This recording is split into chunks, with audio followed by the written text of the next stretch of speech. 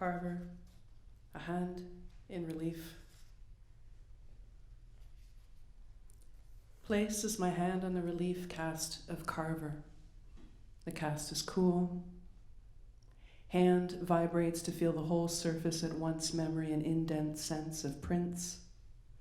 Extent charged. Tips through index and middle metacarpals. It was the passing shadow of a bird. At rest, my hand settling on Hathaway's sculpture.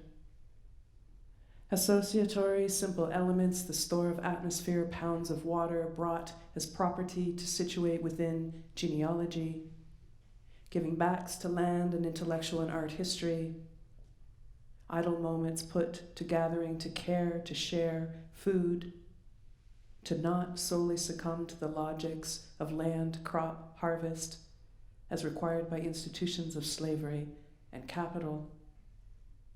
The country, I can't not hear it now, wears a rich and luxuriant aspect, says Frederick Douglass. Okay, shoot. Thank you, Daniela. 1st of August celebration at Dawn Settlement, Canada West, public meeting at Chatham. Visit to the Algam Settlement at Buxton, Frederick Douglass's paper, writing in August 11th, 1854.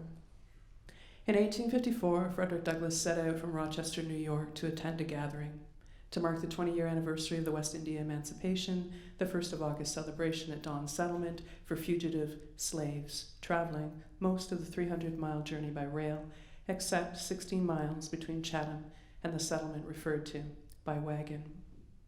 Douglass journeyed through the traditional territories of the Haudenosaunee, the Mississauga, the Attawandaron, the Anishinaabe, the Miami nations, to arrive at the so-called historic county of Kent.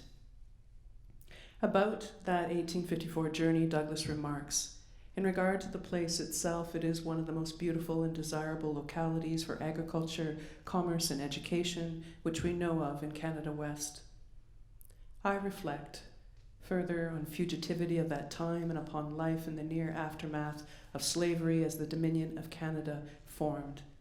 The language and logics of farm stem from structures of settler colonialism, even if they embody emancipatory practices, and this, for me, makes for complicated dreams, sufficiently free from the fatigue of this journey, rounding a corner to song of the lark.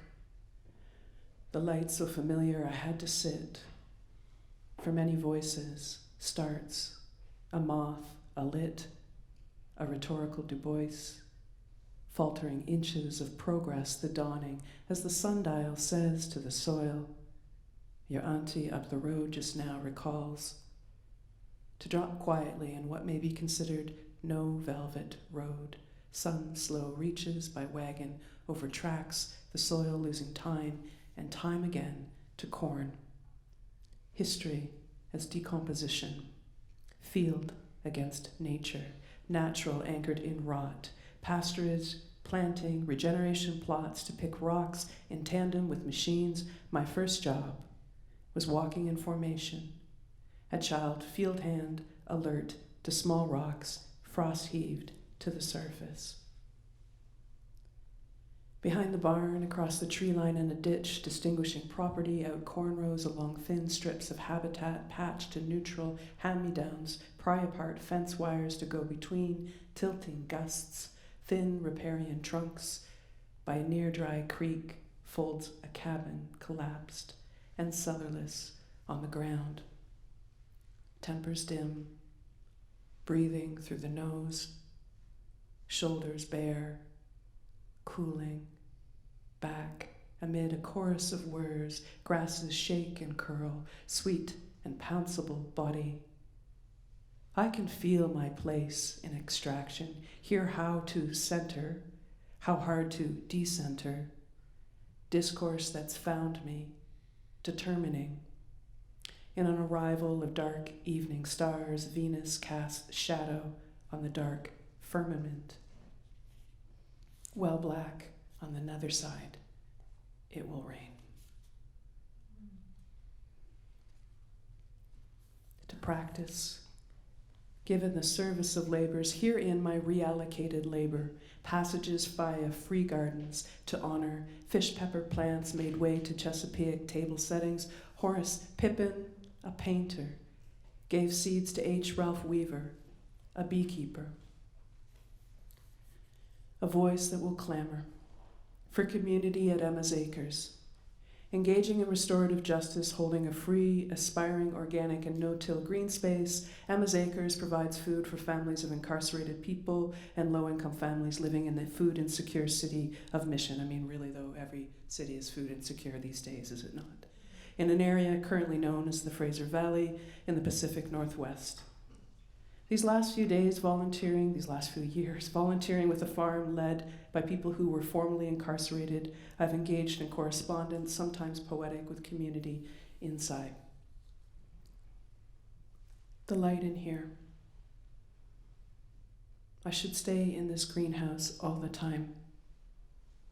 The light is the third lake you had to run early morning, save quartering all afternoon, or risk a catch of storm. This year, I will remember and make a habit of watering the lettuce and the Detroit special beets that run the balcony. A magnificent row, witnessed and admired on a hotbed as sprouts. It's that kind of light in here. Here to you. From here to you. Rock piles. How my brother and I, the youngest, imagine stories in and of the dirt as it descends, which bones and artifacts will become present. The butterfly stone fossils become possessions. Which culture were we supposed to make fun of ourselves? The dirty fingers, brown and browner, overturn new rocks in the rock pile, freer from restraint, the mindsets of diggers on our common. Hunting in rock piles, the light stretched longer, enough to risk our feet catching crags of dark matter, and we formed adjacent rock beds made of rocks, and we set ourselves in to watch the sundown. Over and over the same fields. The sky cast bush shadows and acre off relief in a thin band of horizon. Stars rose brightly and never set, circling the best days. A glow filled our hearts as if our homeland, hometown, well, and finally, after winter nights, paved roads whitened completely as flakes piled up past cladding and through ditches, the snow fence bending, one ruddy, weak slat after another against the draft whose very purpose seemed to penetrate. The fences figure again and again, for now, iron rods and constant burrows of rust chronicling weather. Winter such as this pushed deeper into spring, flattening buds in their long burst of fragrance, a relief, the time between bird calls lessening. Relief when finally the smell of mud struck consciousness, like lilacs, only sweeter. As the heat of the sun registered warmth on skin, trickles of water coursed the driveway, rutting a lower ditch as the water table began to rise.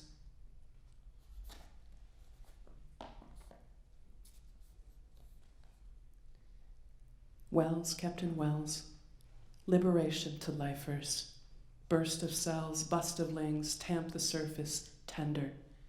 Watery gnarls, irrigation systems find the roots as they found us, with our fistfuls of vegetables, shapes caked in dirt. For a tired body can sleep. My nail grit fingertip relief against tomato blood lost blooms for days. The endorphins are a cloudy crimson. A 3-pepper hot sauce in a citrus brine. And in the cupboard, smoked peppers from last fall infused with a snip of lilac on the counter. My home and its kitchen are close. Almost summer, our great hearts I open onto. Every day we open. Thank you for listening so carefully.